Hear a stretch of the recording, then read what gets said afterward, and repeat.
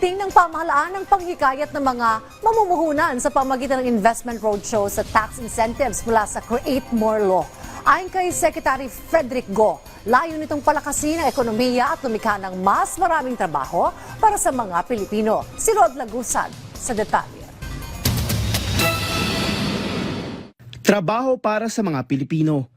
Ito ang binigyang din ni Special Assistant to the President for Investment and Economic Affairs Secretary Frederick Go sa nakatakdang roadshows ng pamahalaan sa iba't ibang mga bansa. Layunin nitong makaikayat ng investors na mamumuhunan sa Pilipinas.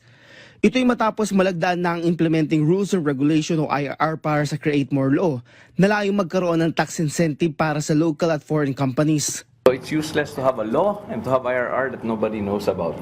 So our job now is to announce it to the world. No? Responsibility is to let the investors know about Create More, how it will benefit them, how it will improve the ease of doing business, how it will reduce the cost of doing business. Una sa pupuntahan ng roadshow ay ang South Korea na posibleng gawin sa March o April. Ayon kay Go, una na nakalinya rito ang posibleng 50 billion pesos na investment mula sa Samsung Electronics. Kasama sa pagtutunan ng pansin ng kalihim ay ang semiconductor industry na siyang pinakamalaking industriya sa bansa. Kabilang din sa target na puntahan ay ang United States, Japan, Europe, Middle East at maging sa China. Dagdag ng kalihim ang Create More Law ay hindi lang incentive para sa foreign companies, kundi maging sa local companies dito sa bansa. To remember that there's nobody who's going to look out for our interests more than ourselves.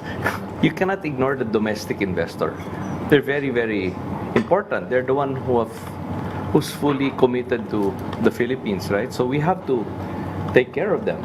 Noong nakaraang 2024 na itala ng bansa ang nasa 1.95 trillion pesos na investment. Ang pinakamataas sa kasaysayan ng Pilipinas, mas mataas ng 33% kumpara noong 2023. Our goal is to bring in as much investments as we can, right? And provide jobs to the people and lead economic growth that way. Kasi an investment-led economy is really more sustainable. Samantala, nais din ng kalihim na magkaroon ng electric vehicle industry sa bansa. Kaya sa kasalukuyan tinitingnan nila kung paano ito masusuportahan. Ang public transportation ng unang industriya na nakikita nila para sa development ng electric vehicle.